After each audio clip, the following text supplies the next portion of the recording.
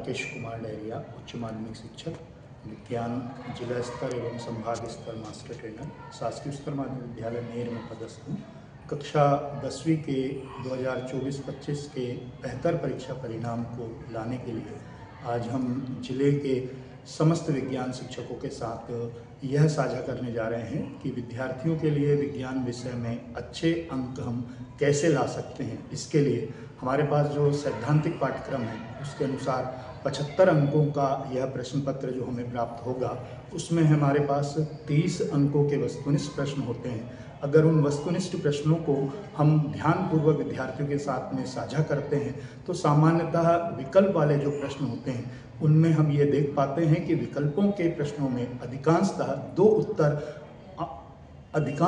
उत्तर ऐसे होते हैं जो निकटतम सटीक होने चाहिए। उसी से अगर विद्यार्थी उनमें ऑप्शन देखे तो उस ऑप्शन के आधार पर ऐसे उत्तरों को वो अधिकांश रूप से चयन करके सही उत्तरों को प्राप्त कर सकता है। ठीक इसी प्रकार सही जोड़ी के अभ्यास में हम ये जरूर रूप से पाएं कि एक भाग जो उससे जुड़ा हुआ है, दूसरा उस अवधारणा के आधार पर, उस इकाई के आधार पर उससे जुड़ा हुआ शब्द अगर दिखाई देता है तो वो ज़्यादा उत्तर के करीब होता है। हम उस ओर से विद्यार्थियों का अभ्यास कराएं। इसके साथ ही हमारे पास में वस्तुनिष्ठ प्रश्नों के बाद में अति लघु उत्तरीय प्रश्नों की संख्या जो है वो 12 है, जिसमें हम 24 अंक लगभग उसमें से प्राप्त कर रहे हैं। तो हर अध्यायों में हमारे पास में ऐसे जो प्रश्न हैं उनका हम समावेश करते हुए अभ्यास कराएं और मूल उत्तरों की ओर रखते हुए अगर विद्यार्थी उसे अपने उत्तर में लिखित करता है तो हमारे द्वारा उसको बहुत अच्छे अंकों को लाने के लिए यह प्रयास हमारे तरफ से दिया जा सकता है। हमारे विज्ञान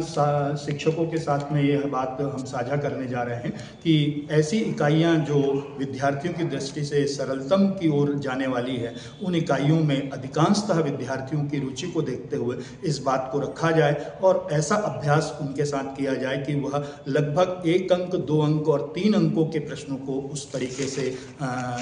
सॉल्व कर पाए या उस तरीके से वो अपने आप को रख पाता है। ऐसी स्थितियों को ध्यान में रखते हुए हमारे पास में जो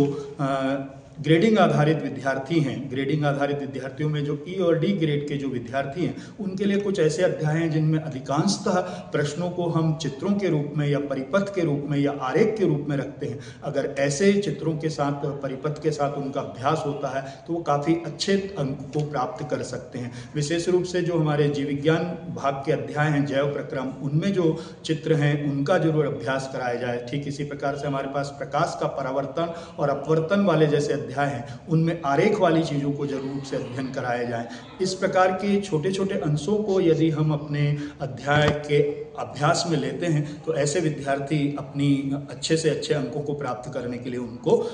बल मिलेगा। उनको आत्म बल प्राप्त होने के साथ साथ वो आने वाले दिनों में जो परीक्षा परिणाम को हम बेहतर बनाने की दिशा में जो प्रयास करने जा रहे हैं, वो प्रयास हमारी ओर से और जिले की ओर से यह सार्थकता हम आगे आने वाले दिनों में देख पाएंगे।